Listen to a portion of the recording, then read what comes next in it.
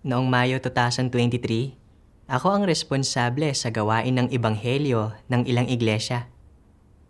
Nang makita kong sunod-sunod na tinanggal ang ilang kapatid na katrabaho ko sa mga kadahilanang gaya ng hindi paggawa ng tunay na gawain, hindi ko namamalayang nagkaroon ako ng isang ideya sa puso ko. Hindi ako pwedeng matanggal dahil sa hindi paggawa ng tunay na gawain. Kung matatanggal ako, ano na lang ang iisipin sa akin ng mga kapatid? Kailangan kong mas subaybayan at alamin ang tungkol sa gawain ng mga kapatid.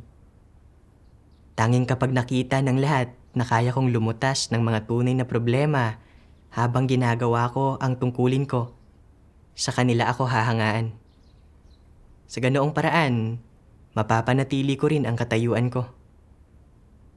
Pagkatapos, kahit sinong kapatid ang magtanong, nilulutas ko ito sa lalong madaling panahon sa takot na kung hindi ko agad magawa ang anumang gawain ay magkakaroon ng hindi magandang pagtingin sa akin ang mga tao at matatanggal ako.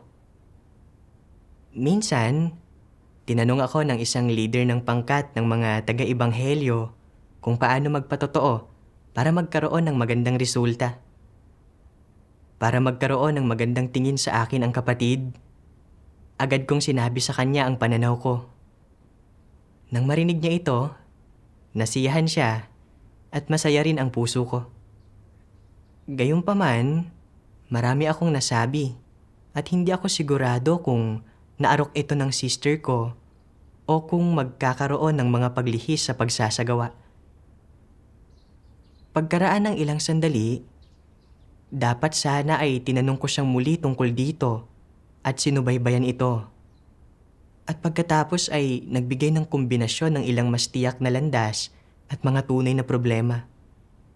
Pero hindi ko ito masyadong pinansin noon.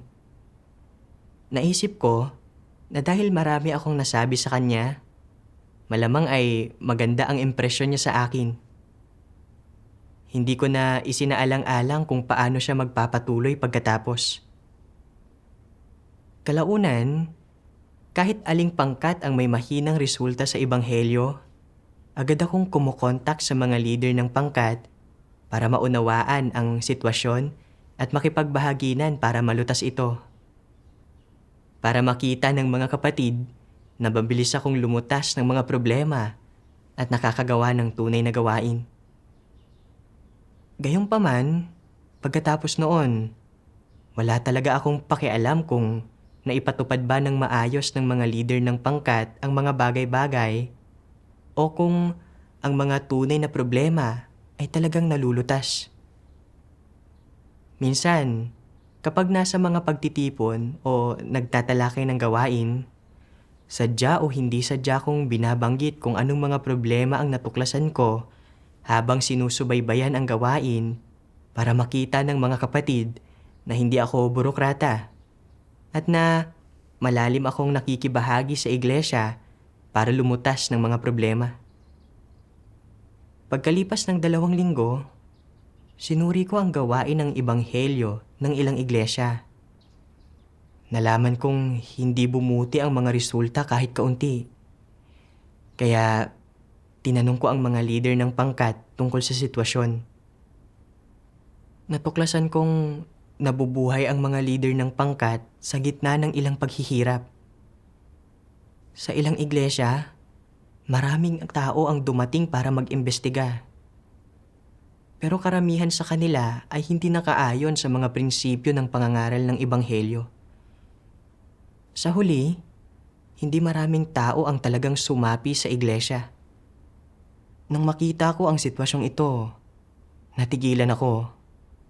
Ako ang sumusubaybay sa gawain ng ebanghelyo sa lahat ng iglesyang ito. Ngayong napakaraming problemang lumitaw, ano na lang ang iisipin sa akin ng mga kapatid na katrabaho ko? Sasabihin kaya nila na wala akong kapabilidad sa gawain? Nang maisip ko ito, medyo nasiraan ako ng loob. Napagtanto ko na ang dahilan kung bakit hindi nagkaroon ng resulta ang gawain ay dahil may mga problema sa kung paano ko ginawa ang tungkulin ko. Kaya nanalangin ako sa Diyos. Nagmamakaawa sa Diyos na bigyang liwanag at akayin ako sa pagkatuto ng isang aral. Nabasa ko ang mga salita ng Diyos. Paano dapat husgahan ng isang tao kung tinutupad ba ng isang leader ang mga responsibilidad ng mga leader at manggagawa o kung huwad na leader ba ito? Sa pinakapayak na antas, kailangang tingnan kung may kakayanan ba siyang gumawa ng tunay na gawain, kung may ganito ba siyang kakayahan o wala. Pagkatapos, dapat tingnan kung may pasanin ba siya na gawin ng maayos ang gawaing ito. Huwag pansinin kung gaano kaganda pakinggan ang kanyang mga sinasabi o kung gaano niya tila nauunawaan ang mga doktrina. At huwag pansinin kung gaano siya kahusay at kagaling sa pangangasiwa ng mga panlabas na usapin. Hindi mahalaga ang mga bagay na ito. Ang pinakamahalaga ay kung naggagawa ba niyang isagawa ng wasto ang mga pinakapangunahing item ng gawain ng iglesia, kung kaya ba niyang lutasin ang mga problema gamit ang katotohanan, at kung naaakay ba niya ang mga tao tungo sa katotohanang realidad. Ito ang pinakapangunahin at pinakamahalagang gawain. Kung hindi niya kayang gawin ang mga item na ito ng tunay na gawain, gaano man kahusay ang kakayahan niya, gaano man siya katalentado, o gaano man katinding paghihirap ang kailangan niyang tiisin, o gaano man kalaking halaga ang kailangan niyang bayaran, huwad na leader pa rin siya. Hindi mahalaga kung gaano ka katalentado, kung anong antas ng kakayahan at edukasyon ang taglay mo, kung gaano karaming slogan ang kaya mong isigaw, o kung gaano karaming salita at doktrina ang naaarok mo. Hindi alintana kung gaano ka man kaabala o kapagod sa isang araw, o kung gaano kalayo na ang iyong nalakbay, kung ilang iglesia na ang iyong binisita, o kung gaano kalaking panganib ang iyong hinarap at pagdurusang tiniis. Wala sa mga ito ang mahalaga. Ang mahalaga ay kung ginagampanan mo ba ang iyong gawain ng ayon sa mga pagsasaayos ng gawain, kung tumpak mo bang naipatutupad ang mga pagsasaayos na iyon, kung sa ilalim ng iyong pamumuno ay nakikilahok ka ba sa bawat partikular na gawain na iyong responsibilidad, at kung ilang tunay na issue ang talagang nalutas mo. Kung ilang individual ang nakaunawa sa mga katotohanang prinsipyo dahil sa iyong pamumuno at paggabay, at kung gaano umusad at umunlad ang gawain ng iglesia. Ang mahalaga ay kung nakamit mo ba o hindi ang mga resultang ito. Ano man ang partikular na gawaing kinabibilangan mo, ang mahalaga ay kung palagi ka bang sumusubaybay at nagdedirekta ng gawain sa halip na umaastang mataas at makapangyarihan at nag-uutos lamang. Bukod dito, ang mahalaga rin ay kung may buhay pagpasok ka ba o wala habang ginagawa mo ang iyong tungkulin. Kung kaya mo bang harapin ang mga usapin ng ayon sa mga prinsipyo, kung may patotoo ka ba ng pagsasagawa sa katotohanan, at kung kaya mo bang pangasiwaan at lutasin ang mga tunay na isyong kinakaharap ng hinirang na mga tao ng Diyos. Ang ganitong mga bagay at iba pang katulad nito ay pawang mga pamantayan sa pagsusuri kung tinutupad ba o hindi ng isang leader o manggagawa ang kanyang mga responsibilidad.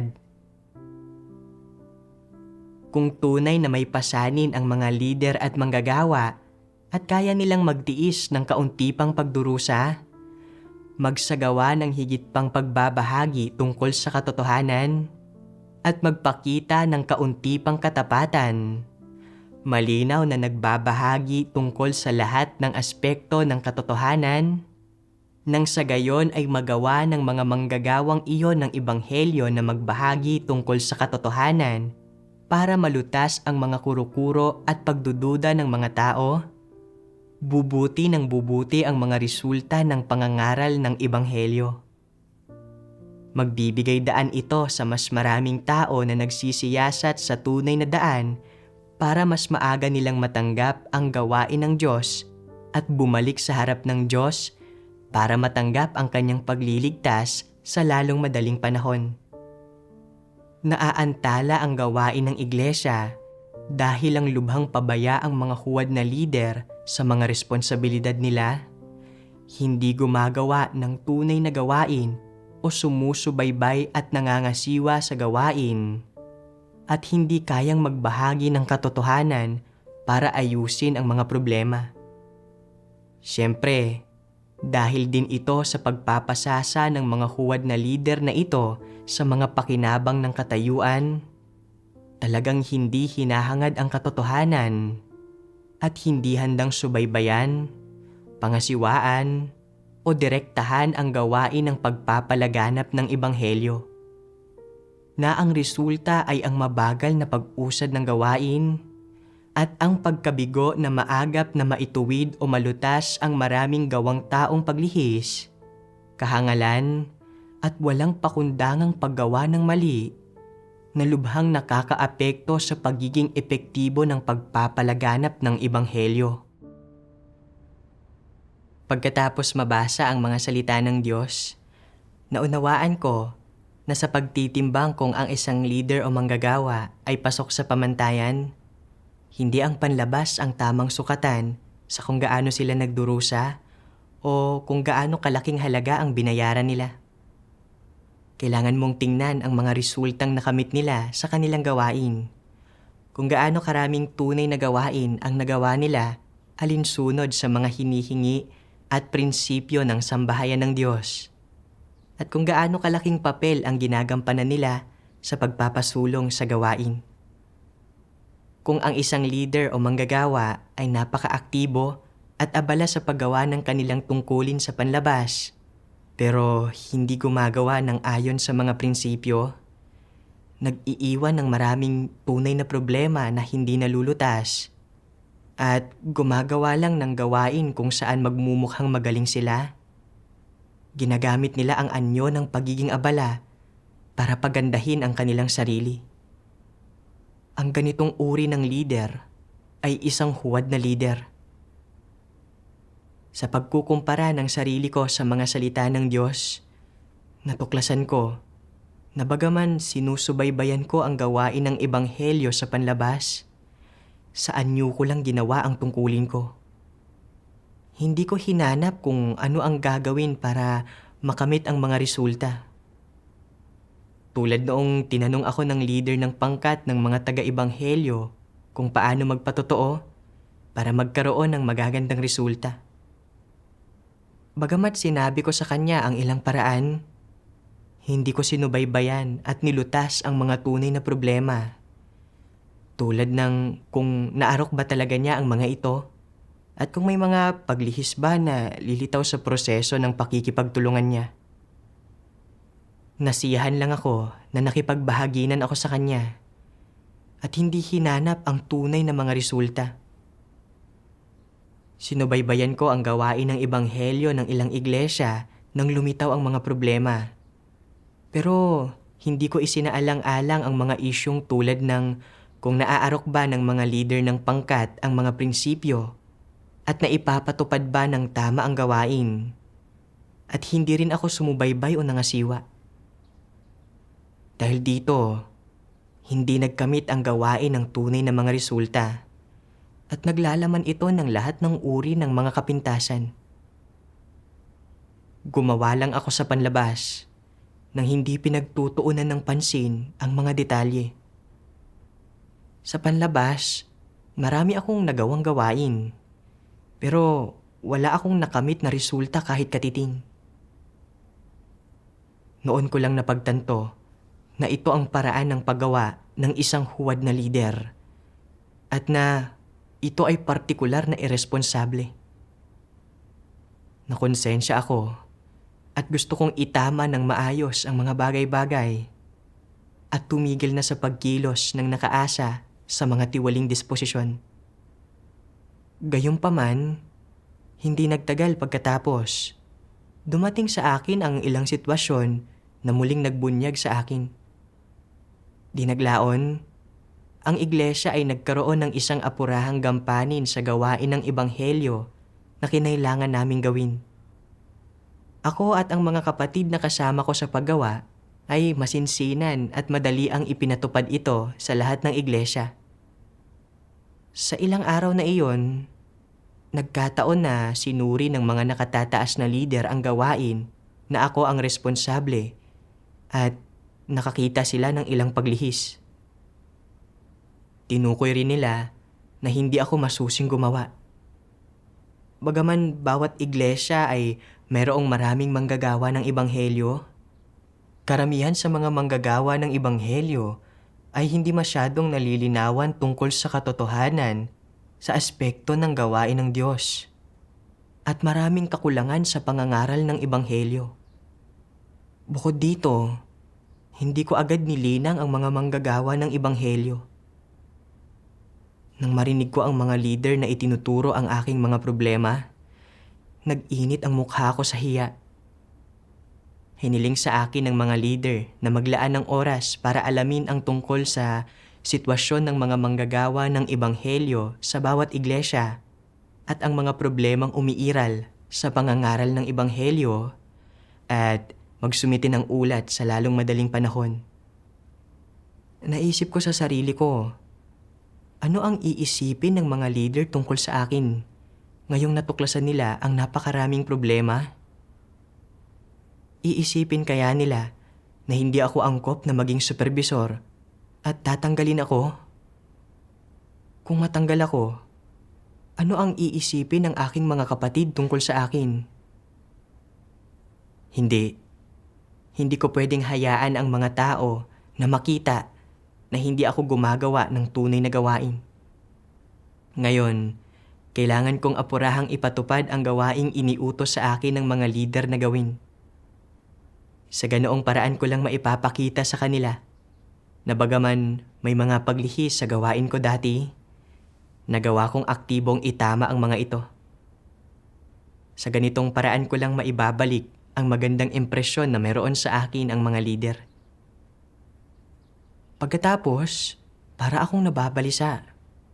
Desperadong tapusin agad-agad ang mga bagay na hiningi sa akin ng mga leader na gawin. Sa totoo lang, alam ko rin sa puso ko na lahat ay may iba pang apurahang gawain na kasalukuyang ginagawa na kailangang ipatupad. At dapat kong samantalahin ang mga oras na hindi gaanong abala sa mga tungkulin, tulad ng oras ng tanghalian o sa gabi, para alamin ang tungkol sa sitwasyon ng mga manggagawa ng ebanghelyo. Sa ganitong paraan, hindi ko maaabala ang ritmo ng paggawa ng tungkulin ng lahat. Gayunpaman, para malaman ang mga bagay-bagay at makapag-ulat sa mga leader kaagad-agad, itinakda ko na kailangang matapos ng lahat ang pangangalap ng datos tungkol sa sitwasyon at mga problema ng mga manggagawa ng ebanghelyo sa loob ng kalahating araw. Nang matapos akong magsalita, lahat sila ay labis na nabagabag. Ang ilan ay nagsabing meron silang pagtitipon sa araw na iyon. At may ilan naman ang nagsabing kapos sila sa oras dahil kailangan din nilang mangaral ng ebanghelyo. Kaya wala akong nagawa kundi bigyan sila ng kaunting palugit. Pero patuloy ko silang binadali sa buong panahong ito. Gayunpaman, kinaumagahan ng sumunod na araw, hindi pa rin ito tapos. Sa puso ko ay labis akong nababahala. Natakot ako na kung masyadong matatagalan, iisipin ng mga nakatataas na lider na ipinagpapaliban ko ang gawain ko. Kaya patuloy kong minadali ang mga kapatid nang hindi isinaalang-alang ang kanilang aktwal na sitwasyon. Nang sa wakas ay natipon na ang datos sa ikatlong araw, nakahinga ako ng maluwag. Gayunpaman, hindi ko seryosong sinubukang lutasin ang mga problemang natuklasan ng lahat sa gawain ng ebanghelyo. Sa sumunod na mga araw, madaling-madali kong ginagawa ang anumang gawaing isinaayos ng mga nakatataas na lider.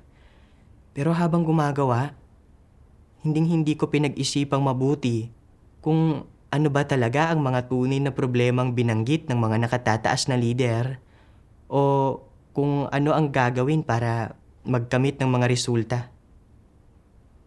Gumawa lang ako ng ilang mababaw na gawaing may kinalaman sa datos. Patuloy kong minadali ang mga kapatid para matapos ko ang aking gawain sa lalong madaling panahon. Dahil dito, nagmadali at nagkagulo na rin ang lahat sa kanilang gawain at hindi na mapanatag ang kanilang mga puso. Ilang kapatid ang nakaramdam ng matinding pressure.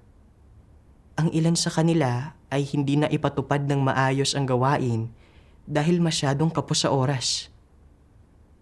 Dahil pakiramdam nila ay hindi sapat ang kakayahan nila sa trabaho, naapektuhan ang kanilang kalagayan.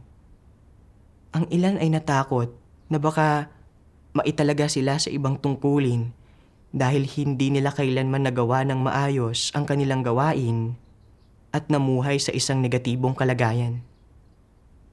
Dahil lang sa tinahak kong maling landas, naging dahilan ako para kumilos ang mga kapatid ng walang mga prinsipyo at walang pagsasaalang-alang sa mga prioridad. Naapektuhan nito ang pag-usad ng pagpapatupad ng ibang gawain. Sa pagharap sa sunod-sunod na problema, saka lang ako nagsimulang maghanap ng katotohanan at magnilay sa aking sarili. Habang naghahanap, nabasa ko ang isang sipi ng mga salita ng Diyos. Ang mga antikristo ay namumuhay bawat araw para lamang sa reputasyon at katayuan. Namumuhay lamang sila para magpakasasa sa mga pakinabang ng katayuan. Ito lamang ang iniisip nila. Kahit kapag dumaranas nga sila ng kaunting paghihirap paminsan-minsan o nagbabayad ng kaunting halaga, ito ay alang-alang sa pagtatamo ng katayuan at reputasyon.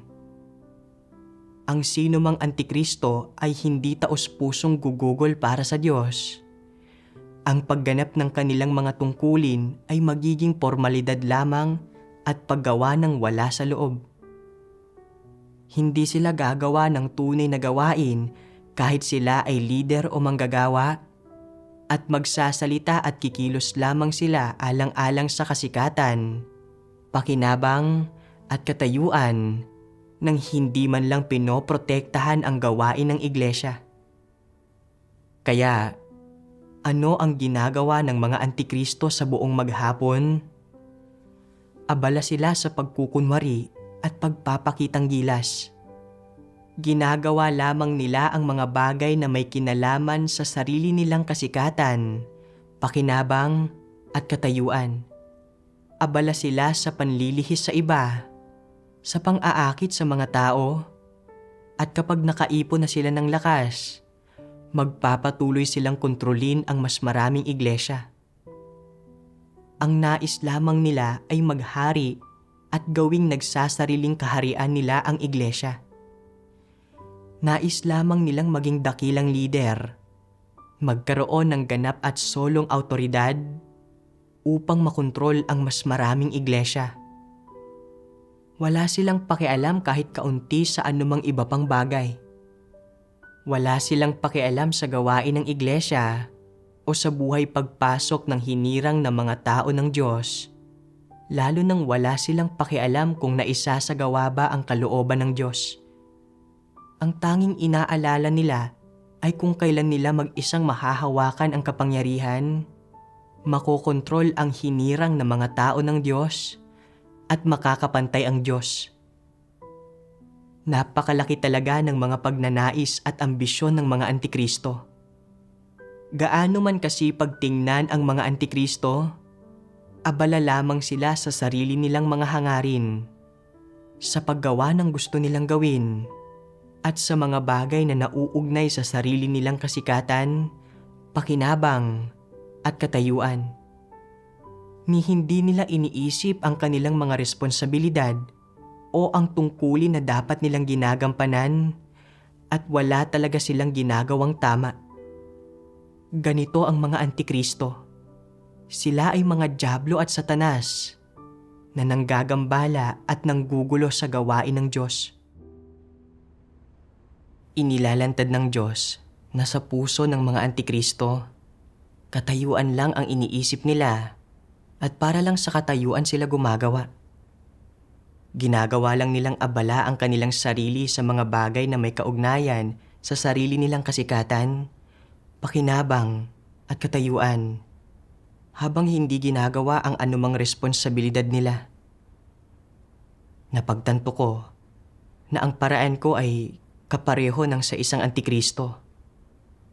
Nakahanap ang mga nakatataas na lider ng mga paglihis sa gawain ko at ayaw kong maliitin nila ako. Kaya naman, sa gawaing itinalaga ng mga lider, sinubukan ko ang lahat para magpakitang gilas at gusto ko itong matapos sa lalong madaling panahon. Gusto kong makita ng mga lider na napakabilis ng mahusay at desidido kong paggawa para makuha ang magandang opinyon nila sa akin. Para makamit ang layo na ito, palagi akong gumagawa ng mabababaw na gawain. Pinaiipon ko sa mga kapatid ang datos ng mga manggagawa ng ebanghelyo. Pinabubuod ang mga problema sa gawain ng ebanghelyo at iba pa. Pero hindi ko pinagsumikapang pag-isipan kung paano lulutasin ang mga problema o paglihis na lumitaw sa gawain ng ebanghelyo. Dahil dito, hindi nagkaroon ng tunay na solusyon ang ilang problema at naantala pa ang pagpapatupad ng ibang mga gampanin. Para protektahan ang sarili kong reputasyon at katayuan, binaliwala ko ang mga tunay na paghihirap ng mga kapatid at lagi ko silang pinipilit para mas mabilis na umusad. Dahil dito, ilang kapatid ang nakaramdam ng matinding pressure at ang ilan pa nga ay naramdamang hindi sapat ang kakayahan nila para sa trabaho at namuhay sa isang negatibong kalagayan na nagpaantala sa gawain. Nang pagnilayan ko ito, bigla akong kinilabutan sa takot. Gumagawa pala ako ng masama. Kaya dali-dali kong inayos ang kalagayan ko. Kasabay nito, inayos kong muli ang gawain at gumawa ako ng detalyadong plano para sa mga gampaning mas mahalaga at nangangailangan ng agarang pag-aasikaso at solusyon. Para naman sa mga hindi gaanong apurahang gampanin, ipinaubaya ko na lang ang mga iyon para lutasin sa aking libreng oras. Sa mga pagtitipon, nagbukas loob din ako sa mga kapatid tungkol sa mga tiwaling disposisyong naibunyag ko sa buong panahong ito para maiayos ng mga kapatid ang sarili nilang kalagayan at aktibong ibuhos ang kanilang sarili sa kanilang mga tungkulin. Pagkatapos, dahan-dahang bumalik sa ayos ang gawain. Kalaunan, nabasa ko ang 2 pang sipi ng mga salita ng Diyos. Tuso talaga ang mga antikristo, hindi ba? Sa anumang ginagawa nila, nagsasabwatan sila at kinakalkula ito ng 8 o 10 beses o baka higit pa. Punong-puno ang kanilang isip ng mga saloobing tungkol sa kung paano sila magkakaroon ng matatatag na posisyon sa karamihan, kung paano magkakaroon ng magagandang reputasyon at higit na katanyagan, kung paano makuha ang loob ng ang itaas, kung paano nila mahihikayat ang mga kapatid na suportahan, mahalin at irespeto sila, at gagawin nila ang lahat ng paraan para makuha ang mga kinalabasang ito. Anong landas ang tinatahak nila? Para sa kanila, ang mga interes ng sambahayan ng Diyos, ang mga interes ng iglesia, at ang gawain ng sambahayan ng Diyos ay hindi ang pangunahing isinasaalang-alang nila. Lalong hindi ito mga bagay na iniintindi nila. Ano ang iniisip nila? Walang kinalaman sa akin ang mga bagay na ito. ang bawat tao para sa kanyang sarili at bahala na ang iba. Kailangang mabuhay ang mga tao para sa kanilang sarili at para sa sarili nilang reputasyon at katayuan. Iyon ang pinakamataas na layon. Kung hindi alam ng isang tao na dapat siyang mabuhay para sa kanyang sarili at protektahan ang kanyang sarili, hangal siya. Kung hihilingin sa akin na magsagawa ayon sa mga katotohanang prinsipyo at magpasakop sa Diyos at sa mga pagsasaayos ng kanyang sambahayan, nakadepende ito sa kung may anumang pakinabang ba ito para sa akin o wala. At kung may anumang mga kalamangan ba kung gagawin ko ito. Kung ang hindi pagpapasakop sa mga pagsasaayos ng sambahayan ng Diyos ay posibleng maging dahilan para alisin ako at mawalan ng pagkakataon na magkamit ng mga pagpapala, kung gayon ay magpapasakop ako. Kaya, para maprotektahan ang sarili nilang reputasyon at katayuan, kadalasan ay pinipili ng mga antikristo na makipagkompromiso. Masasabing alang-alang sa katayuan, kaya ng mga antikristo na magtiis ng anumang uri ng pagdurusa at alang-alang sa pagkakaroon ng magandang reputasyon, kaya nilang magbayad ng anumang uri ng halaga. Ang kasabihang, alam ng isang mahusay na tao kung kailan susuko at kung kailan hindi, ay totoong-totoo sa kanila. Ganito ang lohika ni Satanas, hindi ba? Ito ang pilosopiya ni Satanas para sa mga makamundong pakikitungo. At ito rin ang prinsipyo ni Satanas para manatiling buhay. Ito ay lubos na karimari-marim. Hindi kailanman nilalakaran ng mga itiniwalag ang landas ng paghahangad at pagsasagawa sa katotohanan. Palagi silang lumilihis mula sa landas na ito at ginagawa lang kung ano ang gusto nila.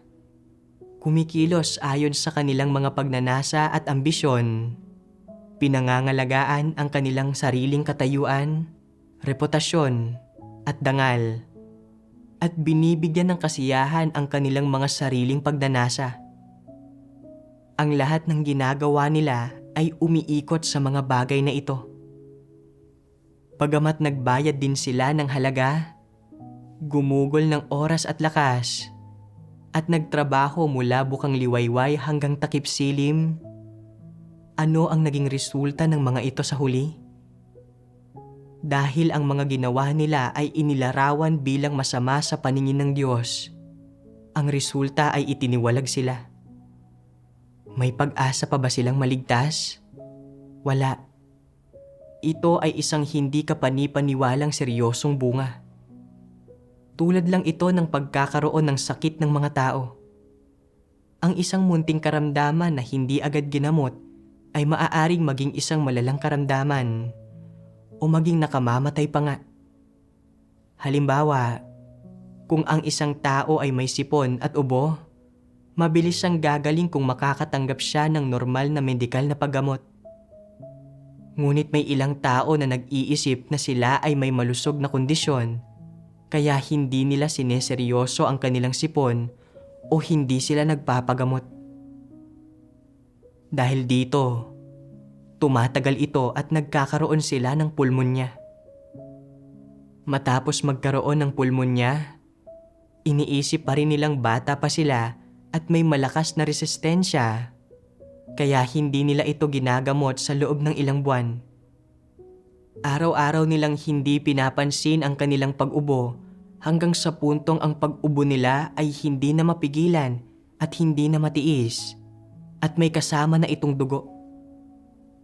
Kaya pupunta na sila sa ospital para magpatingin, kung saan malalaman nilang mayroon na silang tuberculosis. Papayuhan sila ng iba na magpagamot agad. Pero iniisip pa rin nilang bata at malakas pa sila na hindi kailangang mag-alala, kaya hindi sila magpapagamot ng tama. Hanggang isang araw, sa huli, masyado nang mahina ang katawan nila para makalakad. At kapag nagpunta sila sa ospital para magpatingin, mayroon na silang kanser na nasa huling yugto na. Kapag ang mga tao ay mayroong mga tiwaling disposisyon na hindi nila ginagamot, maaari rin itong magdulot ng mga epektong walang lunas. Ang pagkakaroon ng tiwaling disposisyon ay hindi isang bagay na dapat katakutan. Pero dapat hanapin ng isang taong may tiwaling disposisyon ang katotohanan para lutasin ito agad. Sa ganitong paraan lamang unti-unting malilinis ang tiwaling disposisyon. Kung hindi niya pagtutuunan ang paglutas nito, lalo pa itong magiging mas malala at maaari siyang sumalungat at lumaban sa Diyos at itaboy at itiwalag siya ng Diyos. Inilalantad ng Diyos na isinasaalang-alang ng mga antikristo ang sarili nilang kasikatan, pakinabang at katayuan sa lahat ng ginagawa nila. Handa silang magtiis ng anumang pagdurusa para sa kapakanan ng kasikatan, pakinabang at katayuan. Naisip ko na sa aking pang-araw-araw na buhay, marami akong naipapakitang katulad na pag-uugali. Halimbawa, sa mga pagtitipon at pagbabahaginan, taimtim akong nagninilay para makapagbahagi ako ng kaunting liwanag at makuha ang paghanga ng iba. Minsan, nagsisikap ako at gumagawa ng kaunting gawain. Pero ito ay para lang makita ng mga tao na hindi ako tamad at mayroon akong mabuting pagkatao. Kapag ginagawa ko ang aking tungkulin, nakatuon lang ako sa hitsura ng paggawa ko ng mga bagay-bagay at bihirang maglaan ng anumang pagsisikap sa mga prinsipyo. Nakita ko na sa likod ng lahat ng ginagawa ko ay ang pagnanais na protektahan ang sarili kong kahihiyan at katayuan. Ang paghahangad ng kasikatan, pakinabang at katayuan ay malalim nang nakaugat sa puso ko. Kung hindi ko ito babaguhin, tiyak na gagambalain at guguluhin ko ang gawain ng iglesia para mapanatili ang aking kasikatan, pakinabang at katayuan. Naisip ko ang mga antikristong iyon na pinatalsik. Para magkamit ng kasikatan, pakinabang at katayuan, nangaral sila ng ebanghelyo nang hindi sumusunod sa mga prinsipyo at nag-ulat ng mga gawa-gawang numero at nagpasasa sa pandaraya. Lubha nitong nagambala at nagulo ang gawain ng sambahayan ng Diyos. Sa huli, itiniwalag sila ng Diyos dahil sa kanilang sari-saring kasamaan. Sa pagbabalik tanaw sa panahong iyon, nakatuon lang ako sa paggawa ng mga bagay sa harap ng iba at paggawa ng mga gawaing pamporma lang. Wala akong pakialam kahit kaunti sa kritikal o mahahalagang gawain. Dahil dito, sa saklaw ng aking responsibilidad, wala man lang pag-usad ang gawain ng ebanghelyo at palagi itong walang pag-unlad. Hindi nito naabot ang mga pamantayang hinihingi ng sambahayan ng Diyos. Hindi ba hinahadlangan nito ang pag-usad ng gawain ng ebanghelyo? Kung nagpatuloy ako sa paghahangad ng kasikatan, pakinabang at katayuan ng hindi nagsisisi, kung gayon, gaano man ako nagdusa o gaano man kalaking halaga ang binayaran ko, hindi ako kailanman tatandaan ng Diyos. Sa halip, ilalarawan ang katangian ko bilang masama dahil sa lahat ng nagawa ko at ititiwalag. Noon ko lang napagtanto na ang patuloy na paghahangad ng kasikatan, pakinabang at katayuan ay napakadelikado. Gusto ko ring agad na ituwid ang mga maling perspektiba sa likod ng aking paghahangad at gawin ang aking tungkulin ng may katatagan at pagpapakumbaba. Pagkatapos, nabasa ko ang mga salita ng Diyos. Para sa bawat pagsasaayos ng gawain na iniatas ng sambahayan ng Diyos, kailangang seryoso itong tratuhin at ipatupad ng mga lider at manggagawa. Dapat madalas mong gamitin ang mga pagsasaayos ng gawain para ikumpara at inspeksyonin ang lahat ng gawaing nagawa mo. Dapat mo ring suriin at pagnilayan kung aling mga gampanin ang hindi mo nagawa ng maayos o naipatupad ng wasto sa panahong ito. Para sa anumang gampaning itinalaga at hinihingi ng mga pagsasaayos ng gawain na napabayaan, dapat agad kang bumawi at mag-usisa tungkol dito. Kaya nga, leader ka man sa rehiyon, leader sa distrito, leader sa iglesia, o leader o supervisor ng anumang pangkat, kapag nalaman mo na ang saklaw ng iyong mga responsibilidad, kailangan mong suriin ng madalas kung gumagawa ka ba ng tunay na gawain. Kung natupad mo ba ang mga responsibilidad na dapat tuparin ng isang leader o manggagawa, pati na kung aling mga gampanin mula sa ilang ipinagkatiwala sa iyo ang hindi mo nagawa, alin ang ayaw mong gawin, alin ang mga nagbunga ng mga hindi magandang resulta, at alin ang mga may prinsipyong hindi mo naarok. Ito ang lahat ng bagay na dapat mong suriin ng madalas. Kasabay nito, kailangan mong matutong makipagbahaginan at magtanong sa ibang tao.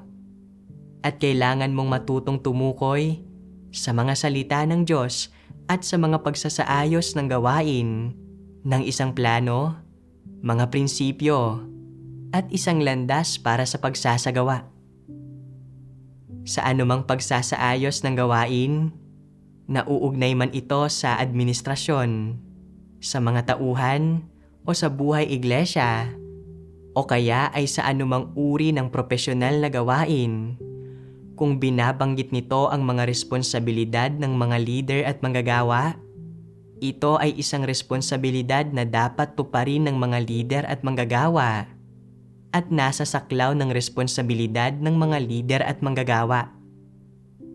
Ito ang mga gampaning dapat mong asikasuhin. Natural, dapat itakda ang mga prioridad batay sa sitwasyon. Walang gawaing maaaring maiwan.